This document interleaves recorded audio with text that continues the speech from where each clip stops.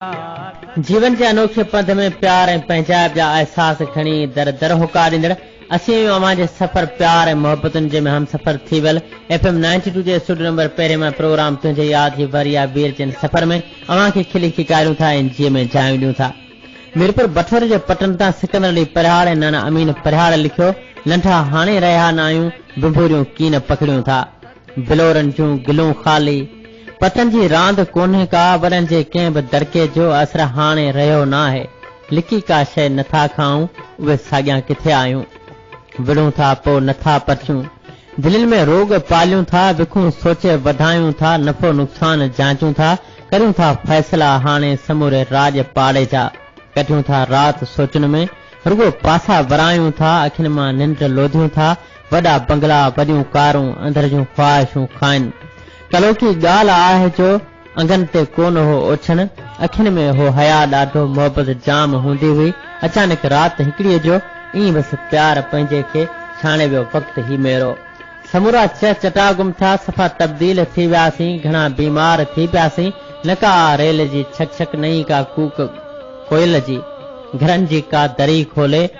पुॼूं ई कीन था हाणे, लगड़ काथे उॾारियूं था, ॿुधाए को भला आख़िर, वॾा कीअं ओचिता थियासीं, अची जे वक़्त खे वियो फेरो,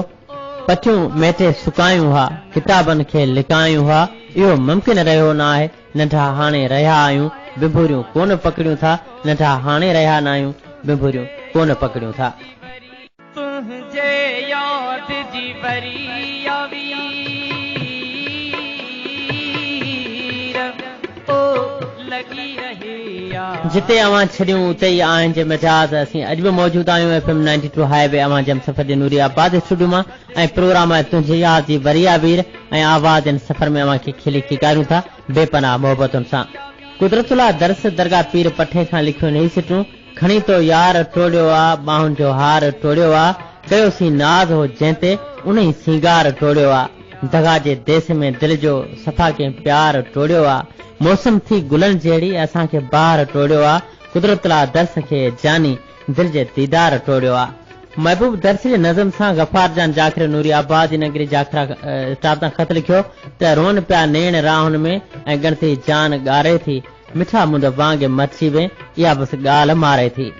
अखियुनि मां ईअं वसन ॻोड़ा वसे जीअं मींहं सावण जो, लॻी बेज़ौक़ जे लारे विसारी नींहं नंढपण जो, भलारो ईद जहिड़ो आ, प्रीहर ॾींहं परचण जो, दुखी दिल दर्द में धड़के, हंजूहर बेल हारे थी, इहा बसि ॻाल्हि मारे थी,